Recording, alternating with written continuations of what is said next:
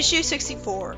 We start out with narration introducing us to another unexplored part of Mobius, the southern tundra, the coldest of all continents, so Antarctica. Oh, the second panel reveals that these are actually Sonic and Tails. It's a really nice touch they actually bothered to give Sonic and Tails winter clothes to account for them being in a cold climate. Imagine if the games cared enough to do that. Wouldn't it be great if in Ice Cap or Cool Edge, Sonic suddenly showed up with winter gear on? Sonic reminds Tails that they're tracking Exodus down into a fortress built into the side of this cold mountain. Then we get reminded about how they're tracking him, which is only not a waste of a panel because it reveals that they can carry the tracker out of the plane. Tails then says that when the biplane flew into the cold air, the ring that allowed it to fly, because we can't have it fly from simply being a biplane, suddenly stopped working, as if through a spell.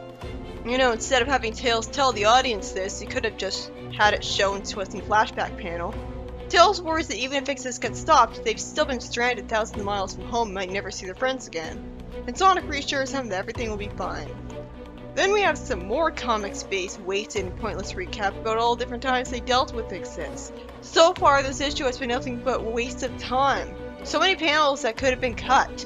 Then we see a lifeless satellite coming back online and start targeting.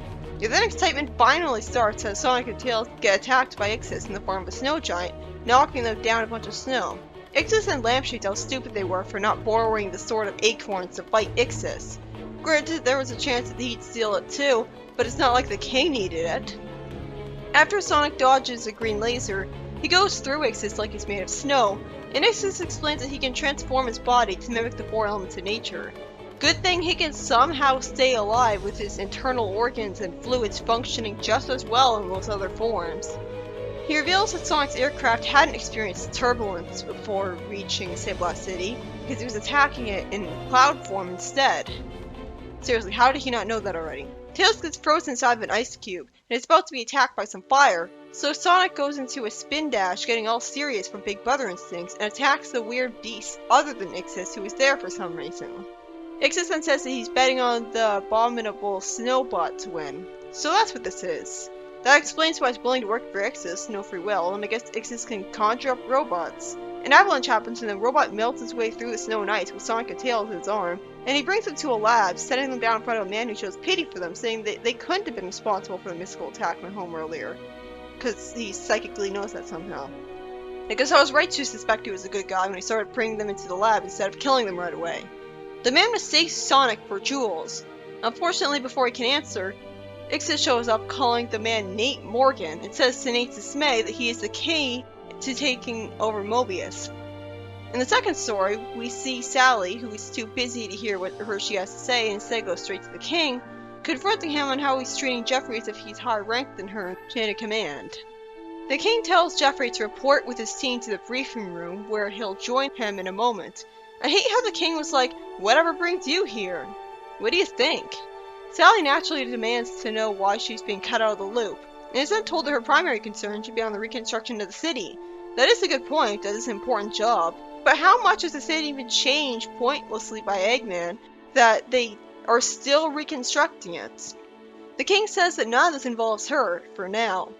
That for now thing made me suspicious. Wasn't he supposed to be a good guy?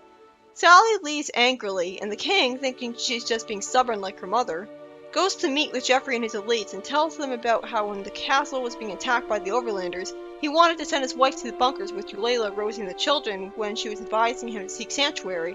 The king tells her that he needs to be there to lead the troops, and Jeffrey gives him the news that Knothole is cut off from them for the time being, so they can't send Queen Alicia and the boy there. The boy, I think I know who that is. As a result, the king tells Jeffrey to escort the queen to her residence on the floating island with his best troops. The last thing he heard was that the Overlanders had attacked the Queen's convoy when she reached the floating island, making them lose contact with her. He had sent the team to find her to no avail, but recently some new evidence has emerged that could reveal what happened to the Queen and her guardsmen. I'm not sure what that evidence is. So the mission is to finally solve the mystery of what happened to the Queen. So maybe that's why he's usurping her authority. It's not just because of the whole she won't marry Antoine thing, but it's also because he doesn't want to get her hopes up by telling her about the mission to find her mother. I'm glad this is finally starting out. The first story is by Carl Bollers, and has Sonic and Tails travel to the southern continent Antarctica and lose a fight with Ixis that reveals some more of his powers, And then they get brought to the lab of a man named Nate Morgan by his robot, who seems to be a good guy, only for Ixis to show up, and the story to get immediately cut off right in the middle of the detention. So there's not much I can say about the story because it's so short. It ended just as it was at the climax. The beginning had too much pointless recap, the rest was pretty tense. The end. I'm intrigued by the Nate concept though, a good human scientist. I've heard about this character and what happens to him a lot later. The second story is by Ken Penders and reveals that the king wants to send Jeffrey to try and find the queen, so he's sending him and his elites on a mission that really feels significant right off the bat. And there's a possible justification for his secrecy from Sally because he doesn't want to get her hopes up. Again, not too much to say about this one. I'm just glad they're finally doing this.